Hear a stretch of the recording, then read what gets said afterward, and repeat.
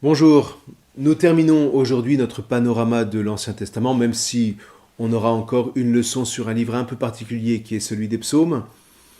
Alors, on a vu les fondements avec la Torah, l'histoire du royaume d'Israël avec les rois et les prophètes, l'invasion par les Assyriens, suivie de l'invasion par les Babyloniens, l'exil, et puis encore l'invasion par les Perses, qui permettent à certains Juifs de revenir dans la région de Juda, et puis l'invasion par les Grecs avec Alexandre le Grand.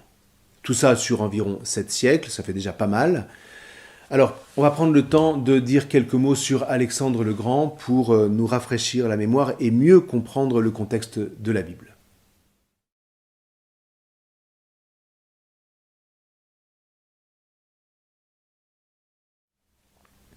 Alors, Alexandre le Grand, voilà un jeune qui, à tout le moins, a su en imposer.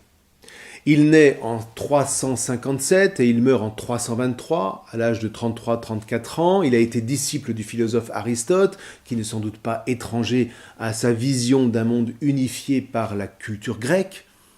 D'autant que Alexandros en grec, ça veut dire protecteur des hommes, donc ça induit déjà tout un programme de vie. Sauf que Alexandre ne s'est pas contenté de rêver un monde unifié, il est devenu concrètement le plus grand conquérant de l'histoire. Il a façonné un empire allant de la Macédoine, sa Macédoine natale, jusqu'aux confins de l'Inde, et puis jusqu'à l'Éthiopie. Alors, pour ce qui concerne la Bible, Alexandre n'est jamais explicitement nommé, sauf au tout début du premier livre des Martyrs d'Israël, pour évoquer l'origine des persécuteurs du moment. Et puis, il est implicitement mentionné dans les visions de Daniel.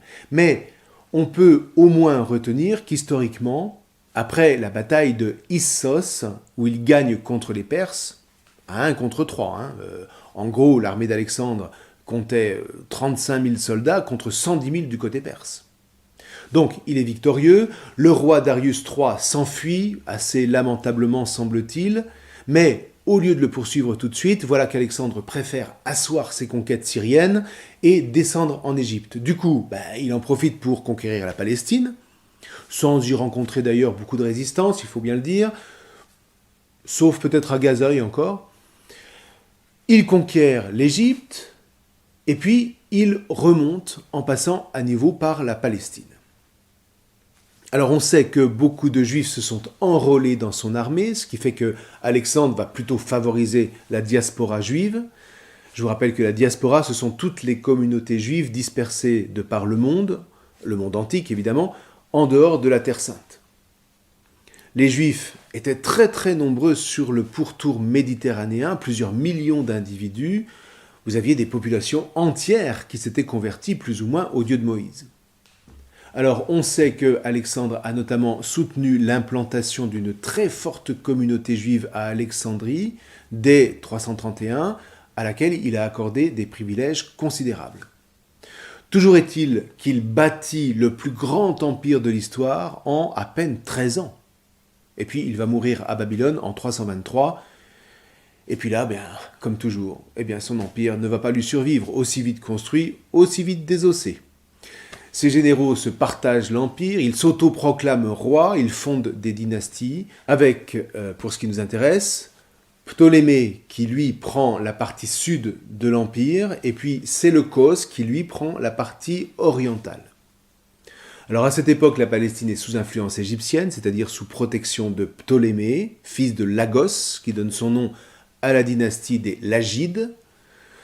Alors pour tout dire, ce passage de la domination perse à la domination grecque n'a pas apporté de changement notable dans l'existence juive, sauf que, en 198, Antiochus III, le roi de la dynastie séleucide, donc de la partie orientale, va arracher la Palestine aux Lagides, et là c'est la catastrophe. Autant les Lagides avaient été tolérants, autant les Séleucides entendent imposer par la force la culture grecque à tous leurs administrés. D'autant qu'ils vont être rapidement aux abois, puisque depuis 189, voilà Rome qui avance ses pions en Orient et qui inflige à Antiochus III une défaite qui va signer peu à peu le déclin de l'empire séleucide. Toujours est-il qu'en 167, Antiochus IV va abolir les privilèges reconnus aux Juifs. Il interdit le Shabbat, il interdit la circoncision et il installe dans le temple l'abomination de la désolation, comme dira la Bible, une statue de Zeus. Et là, évidemment, comme toujours dans ces moments troublés, certains vont faire le choix de collaborer avec le pouvoir, tandis que d'autres vont résister. Les collaborateurs acceptent l'hellénisation, et puis il y a ceux qui se révoltent. Alors d'abord une révolte passive, ils enseignent la tradition de la Torah à leur communauté, ils forment un groupe qui va s'appeler les pharisiens, et puis il y a les partisans de la révolte armée, et c'est le cas d'un prêtre, Mattathias, qui prend le maquis avec ses 5 fils. Son épopée est racontée dans le premier livre des martyrs d'Israël, et l'un des 5 fils, Judas Maccabée, c'est-à-dire le marteau, parvient à libérer Jérusalem. Le 15 décembre 164, il rétablit le culte dans le temple et poursuit la résistance avec le soutien de Rome, trop contente de semer le trouble chez les Séleucides et d'entraver leur redressement. À la mort de Judas, ses frères vont lui succéder et vont fonder la dynastie des Maccabées, qu'on appelle la dynastie hasmonéenne, qui va malheureusement rapidement devenir une dynastie tyrannique. Les successeurs de Judas vont se faire nommer grands prêtres par les rois séleucides, et par un retournement de l'histoire, ils vont en arriver à persécuter violemment leurs propres frères juifs fidèles à la Torah, au nombre desquels pourtant ils avaient compté au début de la révolte. Comme quoi, encore une fois, rien n'est simple. En 63, les Juifs divisés demandent alors l'arbitrage de Rome. Pompée vient donc assiéger Jérusalem et hop, le pays passe sous domination romaine. Et donc, on a avec tout ça une littérature biblique de cette époque qui traduit les différentes attitudes adoptées par les Juifs dans cette confrontation proprement identitaire avec l'hellénisme. Et c'est là que nous ouvrons le premier livre des Maccabées, qu'on appelle aujourd'hui le livre des martyrs d'Israël, parce que ça évite de penser qu'un livre des Maccabées soit compris comme un livre de zombies.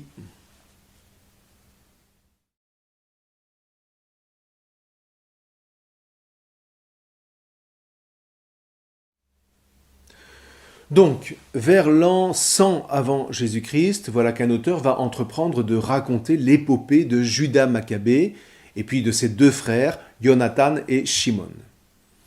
Pour lui, la lutte armée menée par ces héros est la suite de la grande guerre sainte menée au temps des juges et des rois. Les Maccabées sont les authentiques défenseurs de la Torah, de l'Alliance, et le ciel combat avec eux. Pour eux, l'hellénisme, c'est-à-dire la culture grecque, est assimilé à Antiochus IV, et c'est le mal absolu, de sorte que pactiser avec lui, mais c'est être un traître à la nation.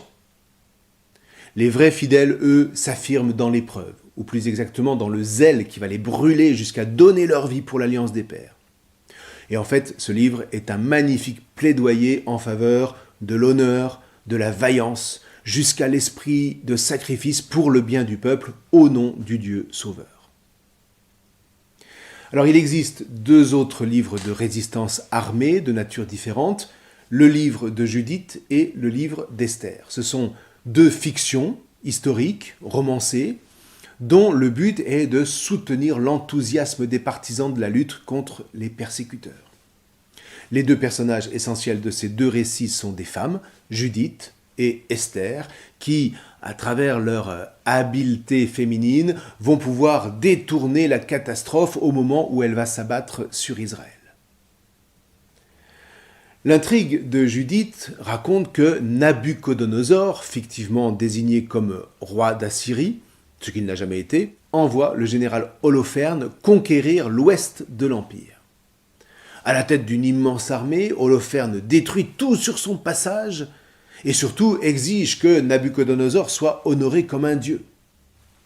L'armée arrive aux portes d'Israël et assiège Béthulia. À bout de ressources, les Béthuliens désespèrent, mais voilà que Judith, une descendante du patriarche Siméon, va les tancer vertement en leur reprochant leur manque de foi. Elle décide de se rendre accompagnée d'une suivante au camp de Holoferne en lui faisant croire qu'elle lui apporte de précieuses informations sur les Juifs. Impressionné par sa beauté, dit le texte, Holoferne accepte de l'écouter et l'invite à un festin, de sorte que, dans sa tente, elle profite de son ivresse pour le décapiter. Elle revient avec la tête d'Holoferne à Bethulia, où sa victoire galvanise les habitants. Ils attaquent et mettent en déroute les Assyriens affaiblis par la disparition de leur général. Voilà, ça c'est pour le livre de Judith. Le livre d'Esther, lui, se déroule en Perse. Esther est d'une beauté à toute épreuve, dit le récit. Et elle habite, nous dit-on, chez son cousin Mardoché, qui occupe de hautes fonctions au palais du roi Assuérus. Un jour, où celui-ci cherche une nouvelle épouse, Mardoché présente Esther, qui est tellement belle que l'empereur ne peut pas ne pas la prendre comme épouse. Donc, elle devient l'impératrice tout en dissimulant son identité juive. Esther est une femme d'une grande piété, à la fois courageuse, patriote, résolue et en même temps prudente. Or, voilà que le ministre Aman décide d'exterminer tous les Juifs du royaume. Alors, après un jeûne de 3 jours, Esther, au cours d'un repas organisé par le roi et Aman, informe le roi qu'elle est juive et qu'elle doit donc mourir sous le coup du décret de Aman. Le roi entre dans une violente colère et il fait pendre son premier ministre ainsi que ses 10 fils pour avoir failli causer un grand tort aux Juifs qui résident dans son empire. Alors, dès lors, évidemment, Esther devient le type même de la femme fidèle et consciente de son devoir de représenter le peuple juif pour intercéder auprès des grands de ce monde, afin de prévenir toute destruction du peuple juif.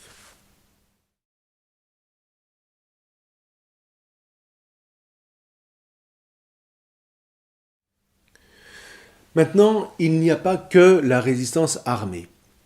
Une résistance armée sans résistance spirituelle serait vaine.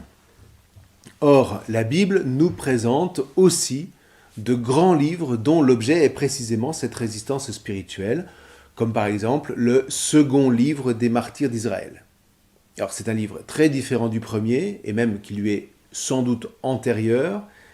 Il ne prolonge pas le premier livre des martyrs d'Israël, il se présente comme le résumé d'une œuvre en 5 volumes, écrit par un certain Jason de Cyrène, un lettré qui vivait sans doute à Alexandrie.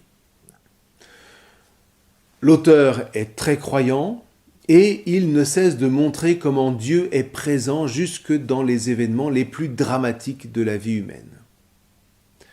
Alors cet écrit rapporte des récits édifiants, quasi homilétiques, puisqu'ils sont l'occasion de longs credos proclamés au cours desquels il montre que le Seigneur châtie toujours les persécuteurs. Pour lui, les souffrances des justes martyrs ont un sens parce qu'elles méritent au peuple la réconciliation avec Dieu. Alors pour le coup, il affirme clairement la foi en la résurrection après la mort, qui est fermement acquise à partir du IIe siècle avant Jésus-Christ. Avant, on s'interroge sur le sort des hommes après la mort. Longtemps, on a cru simplement au Sheol, c'est-à-dire aux enfers, si vous préférez, comme un simple lieu où les hommes sont parqués après leur vie. Et puis peu à peu, on s'est dit que il n'était pas juste que les témoins de Dieu, les fidèles, soient logés à la même enseigne que les méchants. Et puis, est-ce que la vie, avec toute la richesse qu'elle contient, ne peut être qu'une parenthèse ? Autant de questions qui peu à peu ont amené les fils d'Israël à croire en une vie après la mort, une vraie vie, que les prophètes décrivent d'ailleurs, encore une fois, très charnellement. On y mange, on y boit, on fait la fête. Rien à voir donc avec la vision platonicienne des seules âmes qui vont volter comme des papillons dans une sorte de ciel virtuel. Et puis, toujours dans cette littérature de résistance, on trouve enfin le livre de Daniel. Là, c'est un peu spécial parce que ce livre est classé dans nos Bibles catholiques parmi les prophètes, alors que Daniel n'a jamais existé, et en réalité, il devrait faire partie des écrits de sagesse. Alors on pense que ce livre est paru vers 164 avant Jésus-Christ, alors que la persécution contre les Juifs se faisait particulièrement violente. On dit qu'il est écrit par un prophète du nom de Daniel, qui a vécu au temps de l'exil à Babylone, mais je vous rappelle que tout ça n'est qu'une fiction, encore une fois. Ce livre comporte 2 genres d'écrits assez différents, plusieurs histoires édifiantes, et puis un récit de vision.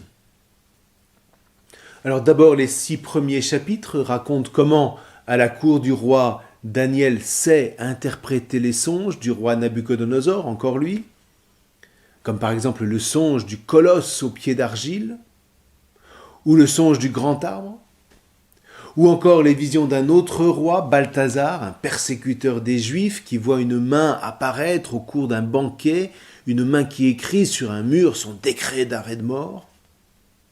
On nous raconte encore comment Daniel et ses compagnons échappent au supplice de la fournaise après avoir été dénoncés mensongèrement par des intrigants de la cour, ou encore comment Daniel échappe aux dents des lions. On raconte comment il déjoue le complot de 2 vieux pervers qui voulaient commettre l'adultère avec Suzanne, une femme juive et vertueuse, qui symbolise évidemment Israël face aux tentations des idoles. Et puis il y a les visions de Daniel dans le but de redonner l'espérance aux Juifs à un moment de persécution extrême. À travers des descriptions symboliques, on raconte un gigantesque combat engagé entre Dieu et les forces du mal, un peu dans le style du Seigneur des Anneaux, si vous voulez. On voit apparaître des anges, bons ou mauvais, qui se livrent un combat sans merci, au terme duquel Dieu va triompher, et ceux qui lui ont été fidèles vont entrer dans la gloire. Tout ça pour redonner l'espérance à un peuple juif en souffrance, garder la foi, Dieu triomphera bientôt des méchants. Et puis Daniel raconte en particulier l'intervention d'un fils d'homme, c'est-à-dire Dieu sous l'apparence d'un homme qui vient sur les nuées du ciel. Alors évidemment, pour les chrétiens, ce fils d'homme préfigure la venue du Christ Jésus.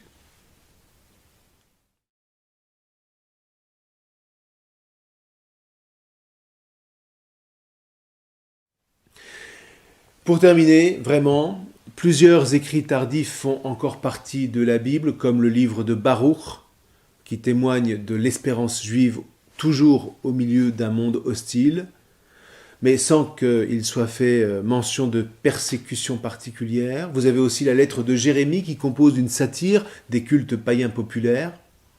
Alors ça ne fait pas partie des livres les plus essentiels de la Bible, donc là je ne fais que les mentionner.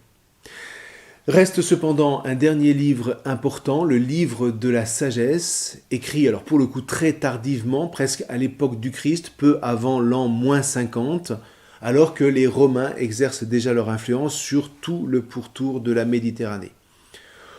On est sans doute à Alexandrie, à une période où l'affrontement violent avec l'hellénisme est complètement passé. Maintenant, les 2 mondes coexistent, de sorte que face à une pensée grecque intellectuellement vraiment très riche, mais complètement étrangère à la foi d'Israël, eh bien un juif cultivé va entreprendre de défendre sa foi de façon à la faire admirer par un public épris de vérité. Alors on peut résumer ce livre à travers 3 idées forces. 1. La véritable réussite humaine est celle du juste qui est appelé à vivre éternellement. 2. La sagesse est une réalité mystérieuse, cachée au cœur du monde et qui lui donne son sens. Elle se révèle à ceux qui la cherchent de tout leur cœur. Alors tout en s'inspirant de l'idée grecque d'un logos, c'est-à-dire de la raison immanente qui confère à l'univers son harmonie, l'auteur va montrer comment cette sagesse concerne le cœur aussi bien que l'intelligence. Il relie aussi la vieille histoire de l'Exode et de l'entrée en terre promise comme l'action de cette sagesse conçue comme la puissance divine à l'œuvre dans le monde, mais surtout, ce livre exprime une nouvelle façon de concevoir le rapport d'Israël au monde. Pour l'auteur du livre de la sagesse, l'appel divin est universel. L'élection du peuple de Dieu est une mission, et elle n'est pas un privilège, de sorte que le peuple élu est appelé à être témoin du Seigneur parmi les nations, appelées elles aussi au salut final. Alors évidemment, l'influence de cet ouvrage sur les premiers chrétiens a été considérable, et en présentant Jésus comme le Verbe de Dieu, le Logos créateur de l'univers, donc en fait comme cette sagesse en personne, qui est aussi le fameux Fils de l'homme de Daniel, Saint Jean va porter à son apogée cette idée force d'une sagesse qui, en réalité, est le répondant du Logos grec. Alors voilà, avec tout ça, on a fait le tour des principaux livres de ce Premier Testament. On n'a pas absolument tout vu, mais bon, vous avez déjà une connaissance bien plus fine que la majorité des chrétiens sur cet ensemble, indispensable pour connaître le Christ. Je vous rappelle la sentence de Saint Jérôme, ignorer les Écritures, c'est-à-dire le Premier Testament, c'est ignorer le Christ. Donc, on pourra envisager de parcourir le Nouveau Testament l'an prochain, évidemment avec plus de fruits. On terminera réellement la fois prochaine en parcourant un livre important, le livre des psaumes, qui synthétise, pour ainsi dire, sous la forme de prière, tout ce magnifique héritage du Premier Testament. Alors n'oubliez pas le quiz pour fixer les points essentiels de cette leçon. Je vous remercie.